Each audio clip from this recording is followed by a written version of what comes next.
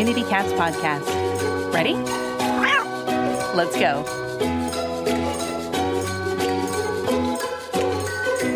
Welcome to the Community Cats podcast. I am your host, Stacy LeBaron.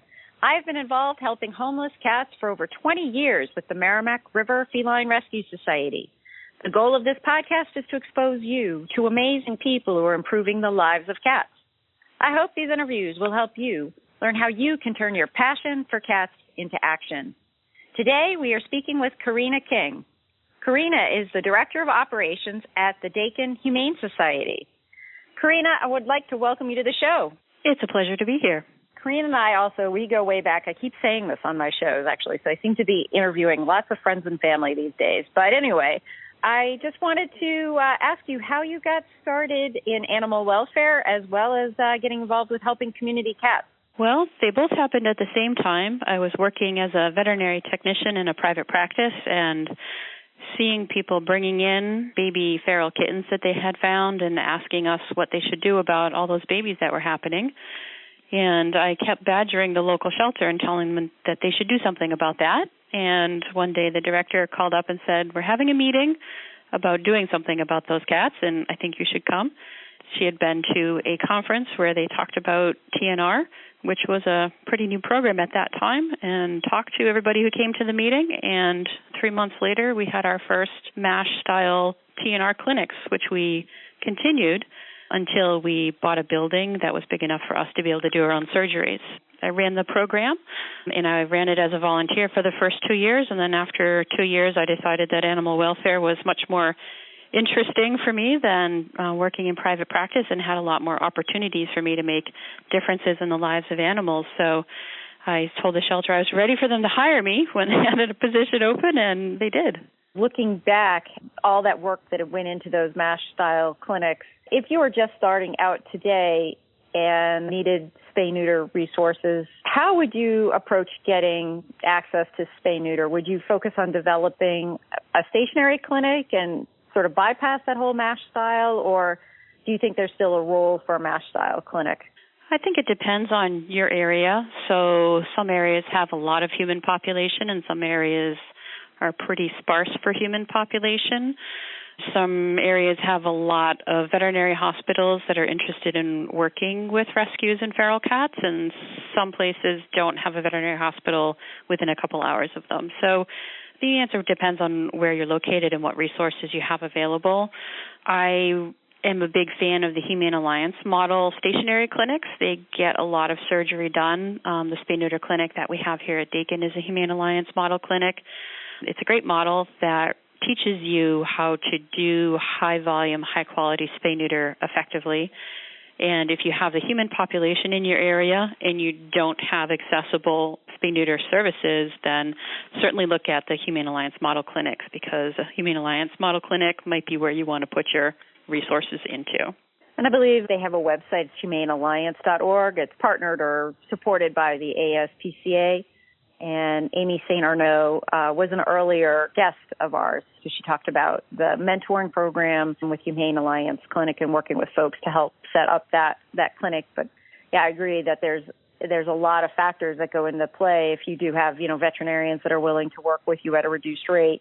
And then also the MASH style clinic, it does involve probably, I would say, the most schlepping of any of the programs. There's just a lot of movement of parts and people and totes and a lot of coordinating of volunteers, but your costs can be quite low also in that standpoint. So when you started the MASH style clinics, did you just think that was the only option to you at that point in time? I think it was the only option for us at that point. Other considerations are what kind of volunteers you have, how many volunteers you can access, and what their skill level is. So to do a MASH-style clinic, you need to have volunteer veterinarians to come to do surgery. That was one of the things that became more and more challenging for us over time. So our MASH-style clinics ran for about 7 years.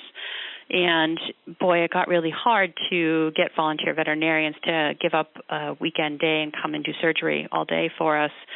over that period of time, so it limited the amount of surgery we could do. If you're in a really rural area where there's not a lot of facilities available, then a MASH-style clinic might be perfect. Your needs for numbers are also lower because there's less cats where there's less people. So a MASH-style clinic could be perfect for some areas. And yes, the totes, oh my gosh, they're in my basement for a lot of years, and schlepping them. And I was, even schlepping in autoclave with me to the clinics. And boy, those suckers are heavy. So yeah, there's a lot of schlepping, but your costs are super, super low because you're only paying really for, your suture, your anesthesia, and that type of thing. And with any spay-neuter operation, just like with any other business, your main costs are staff. So you can get everybody as a volunteer, that really keeps your costs down. And I would assume if people are in different states, they're going to need to check to make sure there's certain rules and regulations that would allow them to operate a MASH-style clinic. Absolutely. In our clinics that we ran were always in veterinary hospitals, so there would be a local veterinary hospital who usually fielded at least one veterinarian, but occasionally not. They just let us use their space. So as a normal clinic, we would be in the veterinary hospital with one of the veterinarians who is practicing there, present in the clinic. But yes, there's always different rules and regulations for different states. So check with yours. If you're having them in barns and county buildings, as is done in some places, then you may have other regulatory issues. So I'm going to fast forward a little bit here to current day Dakin. You've been with Dakin, I don't know how many years, but quite a while now. 14 years, yeah. So you are dealing with different challenges year one than you are now. A lot of them revolve around the cat population being much lower now in terms of intakes into the shelter. The organization has changed quite a bit by moving into a much larger facility. So I don't know if you could just touch upon sort of the differences of the challenges that you're facing now with regards to possibly discussing a program that you have for your feral kittens, your older feral kittens. I've been with Dakin for 14 years, and for the first part of that, we were a limited admission small organization, and there was a open admission shelter in our region. They closed 6.5 years ago, and we bought the building and reopened it as an open admission shelter. So there's been a lot of changes of what the organization does, and also huge changes in population, especially for cats during that time. We started to see those changes while we were still limited admission. When I started in sheltering, we would very commonly get healthy, friendly, fluffy kittens who were 8 weeks old, 10 weeks old, 12 weeks old. They had never seen a vet, but they had been raised indoors with a family and were healthy, and you just needed to give them their shots and put them on the adoption floor, and we don't see those anymore. The community is able to absorb all of those that it produces. Our spay-neuter clinic has done more than 70,000 spays and neuters since we opened when we moved down here to Springfield. That's a lot of surgery, and in our region, there is not overpopulation of pet cats any longer.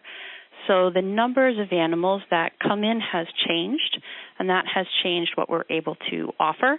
The animals who are here, so the struggles in the adoption center right now are with cats who are 14 years old and very fearful and have house soiling issues and some kidney failure, or assorted other types of issues. As Mike Kiley says, you can have a cat that bites you, or a cat that pees on you, or a cat that you will never see. Those are the cats that we get these days, and that is becoming more and more true as time goes by. And that allows us to offer different things to those kitties who we would not have the time or space to take care of those 14-year-old house-soiling, fearful cats in the past, and now we're able to place those successfully in homes. For the babies, we used to offer TNR only for feral cats, and if they were kittens past the age of easy socialization, so past 7 or 8 weeks, we did TNR them. Last year, we decided to experiment with those babies and put some of them up for adoption. We had previously been sending them into foster care for socialization, which worked great. If they were under 7 or 8 weeks of age, they would come back and be kind of normal kittens after they had been socialized in the foster home. But when they're 9 weeks old, 12 weeks old, 14 weeks old, we would send them out for socialization. They would be doing really well in the foster home. They would come back and go on the adoption floor, and they would immediately revert back to the behavior that we saw the first time they were here, because cats are not good at generalizing. So they would have done well with the person that they were working with in that home, put back in a strange environment, they go back to that initial behavior. So last year, our adoption center manager, Moon, decided, let's just try placing some of these kittens directly into homes instead of sending them to foster, having that not really work, and then come back and then have them now, several weeks or a month older. So we placed about 30 of them last year in homes. We called them Tiny Spirit Kittens and have little signs on them that says, these are not for homes with kids.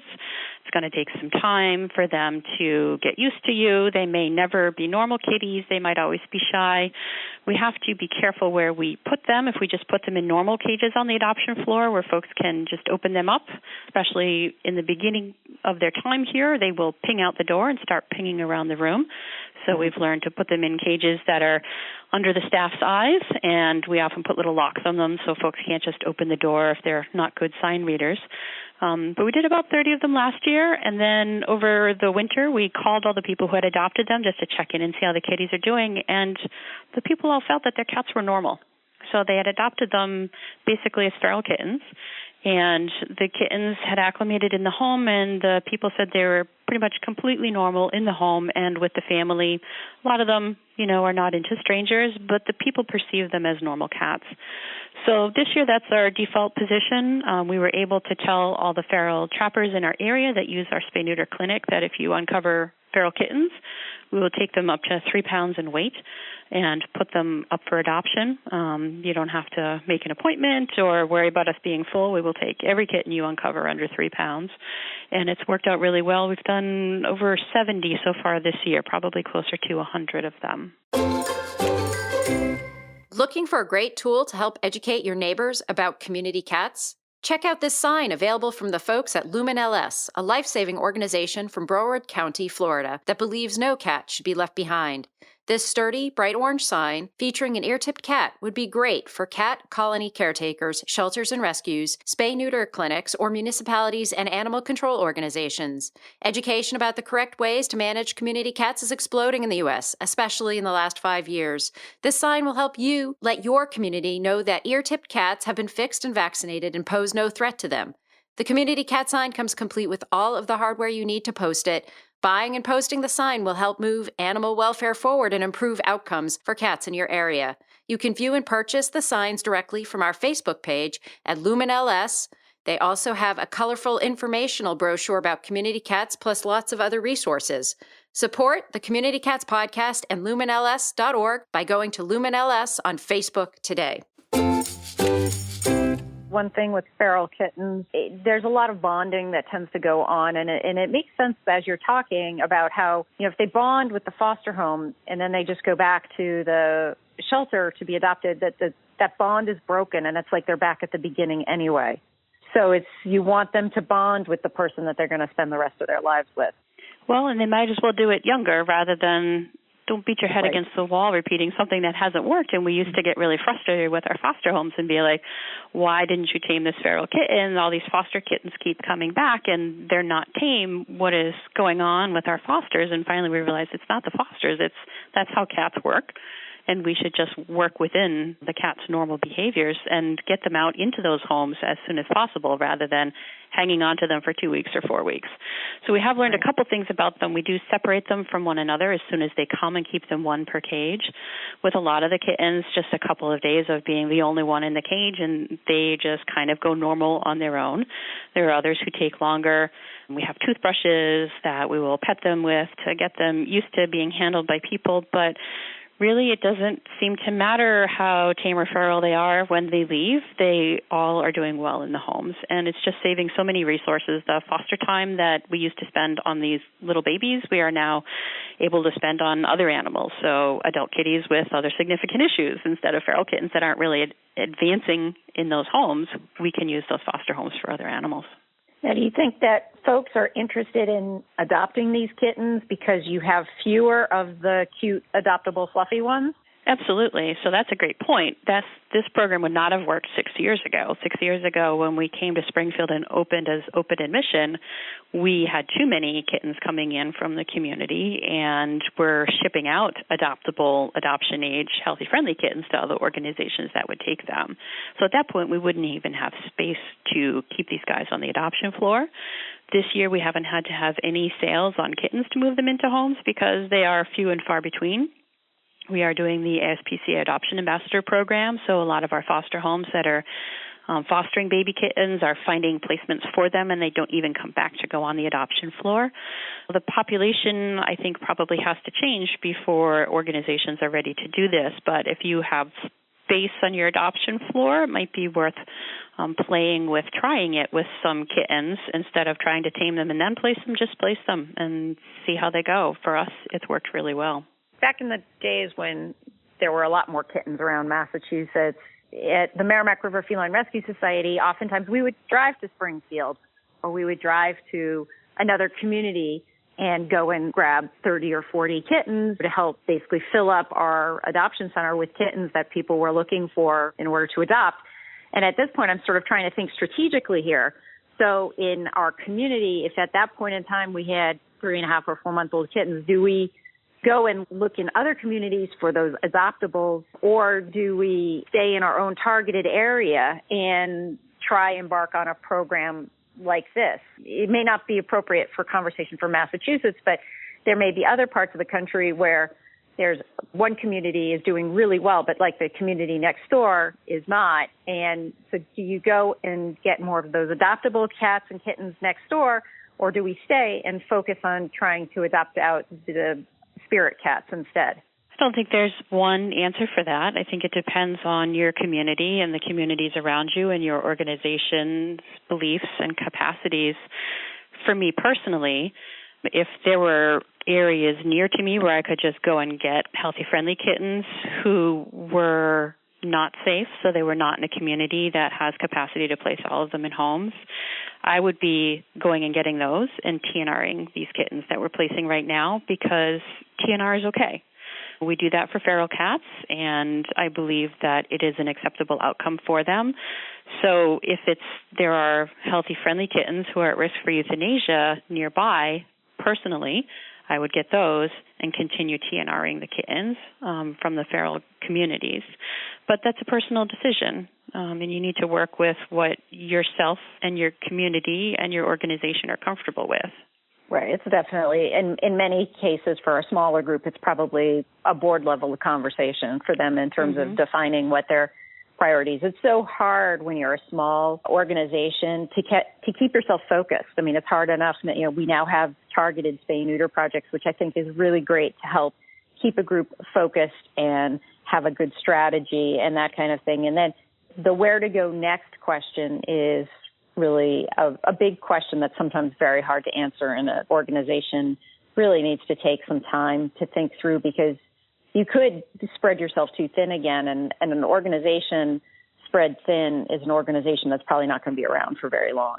That's true, and it's definitely a conversation that a lot of organizations in New England are having right now. Do we continue focusing on adoption when that means importing large numbers of animals from other areas of the country, or do we take the focus off adoption and focus more energy and resources on community needs that we still have in our communities? So low-income veterinary care, accessible veterinary care, whether that's, financially accessible or accessible geographically to where people who need it live, or, those types of programs are definitely still in need. So do we stop focusing so much of our energy on adoption and move over to other things that the people in our community and the animals in our community need? But, we can't even agree on how to define community, because one person might define community as my neighborhood, and another person my city, my county, my state.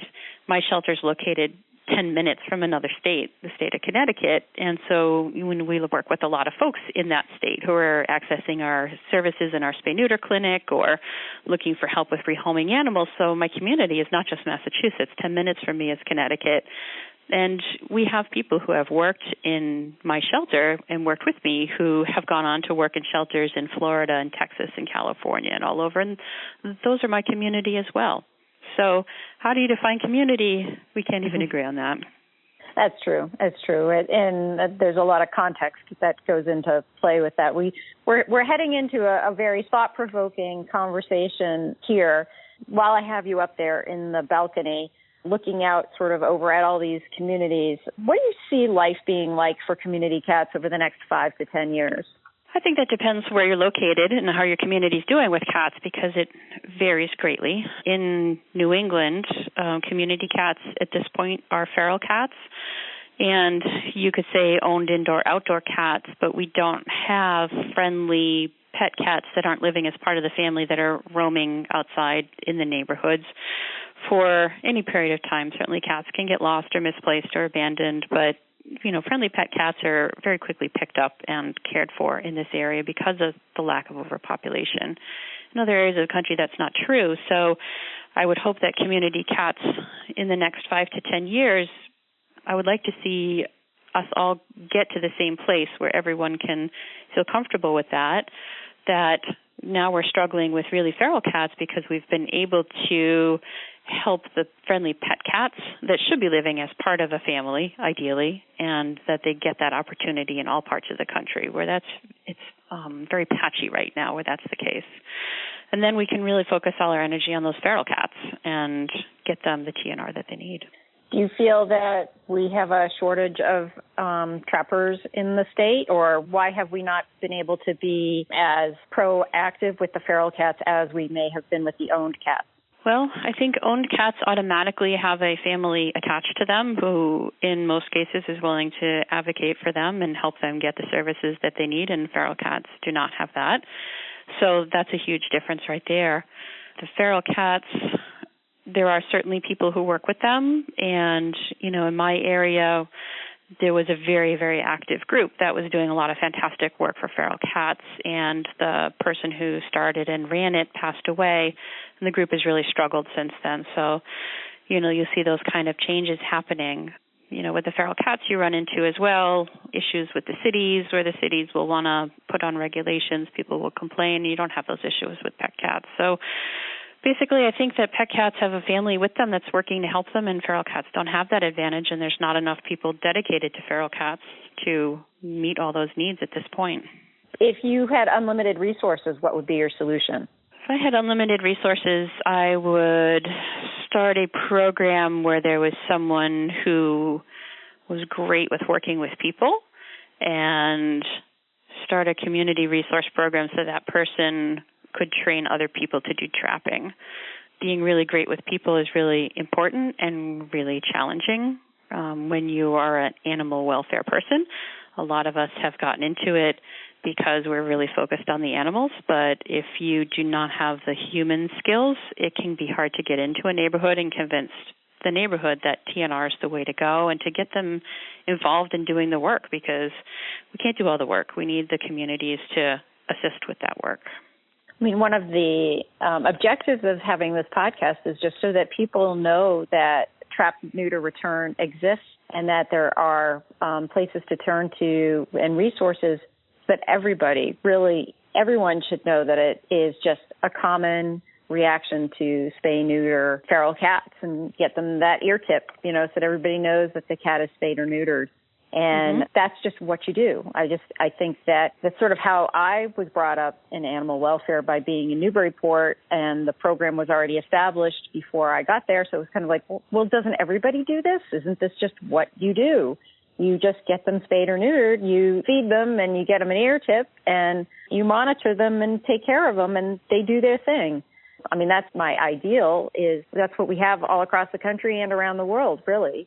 We talked a little bit in the pre-show conversation about the differences between, return to field and targeted TNR, and sort of how they interplay together, and some of the challenges that maybe we in New England have had around that issue. I feel like I'm more of a targeted TNR person with a little bit of return to field on the side, and I don't know what you feel like you are. Well, we have not been doing a huge amount of return to field because we are only returning to field if an animal comes in, a cat comes into us and we think she's a pet cat, and then it turns out that she behaviorally is not really interested in being a pet cat and living in someone's home. So those are the kitties that we are returning to field. In our community, we're able to place all of the friendly pet cats into homes. So, we work with the trappers who are bringing the feral cats in, and sometimes they are uncovering cats who need to be rehomed, who are coming to their feeding locations. And it's a challenge to get folks to agree to put collars and tags on those cats, but we have repeatedly seen trappers who are telling us this cat is definitely homeless, she needs help, please take her for the adoption center, I don't want to TNR her, and then it turns out to be the neighbor's cat. So getting everybody on board with, the kitties who appear to be friendly pet cats, making sure that they actually need help, and that help is rehoming, is something that we're looking closer and closer at. With the change in population, New England for a long time has been a place where it's not okay to see dogs running around loose. If you see a dog walking down the street, people stop and help the dog because he shouldn't be doing that, which is different than other parts of the country. And what I'm seeing is that as the cat population changes as well, people are now routinely concerned about seeing any cat outside and feel like any cat that's outside needs to be rescued, which is frankly not the case. There are tons of indoor-outdoor cats, and some of them have to be because of their behavioral challenges or their history that they have had before, or whatever the situation is, whether you agree with letting cats outside or not, folks are allowed to do that. And I'm seeing more and more people moving towards, I see this cat on the street, it needs to be helped. And in some cases that's appropriate. In some cases, the cat does need help, but more and more we're seeing cats basically being snatched off of their own territory when they go out for their daily walk, and that's something that we need to talk to the community about, too. And it's not a magical answer of the question I ask so many of my guests. If you saw a stray cat on the street, what would you do? So, Karina, what would you do? Well, it depends. Does the cat look like, she's dragging a leg and is in terrible condition? Then I would grab her and get her medical care. Does the cat look like she's fat and sassy and friendly and fine? Then I would put a collar and tag on her that says, if this is your cat, call with my phone number.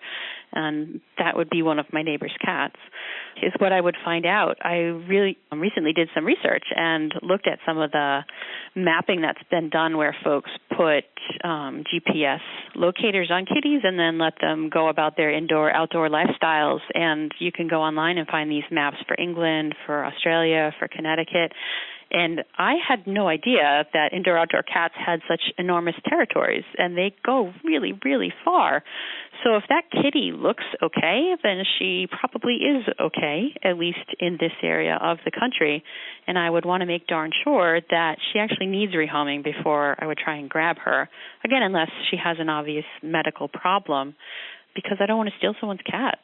I mean, another thing is consistency. So if you are manning a feeding station and you're feeding at that feeding station and you're seeing that cat at every time you're there, and it seems displaced or it seems uncertain or whatever, you can get a sense maybe. I mean, then maybe at that point in time, after doing it for a couple of weeks or longer than that, the collar idea is really the best way to go, which is a way to find out if anybody is taking care of the cats. But cats at some point in time, they do travel and might not make it back to their home for a variety of reasons. They've had to cross a highway or something. I actually knew somebody who had moved across town and their cat went across a busy highway to go back to the first house. Mm-hmm. And it took them a long, long time to find the cat back at the first house. But that cat kept going back, but it wouldn't go home. It never came home.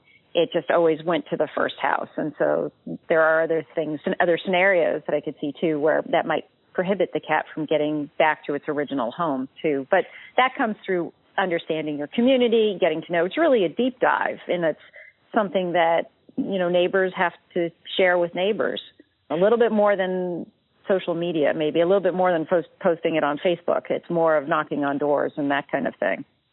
Right, and this is something that concerns me as I go on the lost and found local Facebook groups, and I see people now putting up pictures, and they're like, I see this cat coming through my yard every day. Is it yours? Well, if my cat is coming home every day, I'm not looking on a lost and found pet Facebook group, and you will never find that cat's owner, so you will never get a positive answer that way. And I see those posts going up routinely now. So to go back to what you were saying about showing up at the feeding station, if you give me a free meal every time I show up, I think you will find that I show up at your place on a really regular basis, and cats are the same way. So we have definitely seen situations where someone has been feeding a cat every day for literally 3 years and then decided to do something about this poor homeless cat that comes every day at 2 o'clock to be fed, and it turned out to be a neighbor's cat who just found out if I go over here, they're going to feed me every afternoon at 2 o'clock. So it's completely true that some cats that are outside need help. Some are lost, some are abandoned. Various things have happened to them, but we also need to be aware that some of them are actually perfectly fine and living with their family and going back there every day. So we've repeatedly had situations where people have feeding a cat, put up signs all over the neighborhood, found cat, the cat comes in, and we identify the cat through a microchip or something else, and the owners are like, well, I never looked at those signs because my cat wasn't lost, so I never actually even paid any attention to them. Their cat wasn't lost, so why would they be reading found cat signs or found cat, Facebook groups? So it's, it is a tricky business because some of them need help and some of them don't need help. And I think it's important for us to realize that both categories are out there and be just helping the ones who need our help. So, Karina, if folks are interested in finding out more, especially maybe about the feral kitten program, adoption program that you have, how could people find you at Dakin? Yeah, we would love to talk to folks who are interested in experimenting with our feral kitten adoption program or anything else that we do. You can visit our website, which is dakinhumane.org, or you can email me directly at kking@dakinhumane.org. And Karina, is there anything else you'd like to share with our listeners today? I know that some folks are in other geographic areas of the country and will listen to conversations like this and think that I am completely crazy and you are completely crazy for having this conversation with me about how we don't have overpopulation. And what I, need to say to you guys is I have been there. I have seen that change flip in cat population during my time in animal welfare, and I did not think it would happen during my lifetime when I started in animal welfare. And you guys can get here too. Just keep working on the spay neuter, keep working on what you're doing, and you will see the changes that we have seen. It will happen for you as well. Karina, that's a great way to end the show. So I want to thank you so much for agreeing to be a guest on my show, and I hope we'll have you on in the future. You bet. Thank you for listening to the Community Cats podcast. I would really appreciate it if you would go to iTunes, leave a review of the show. It will help spread the word to help more community cats.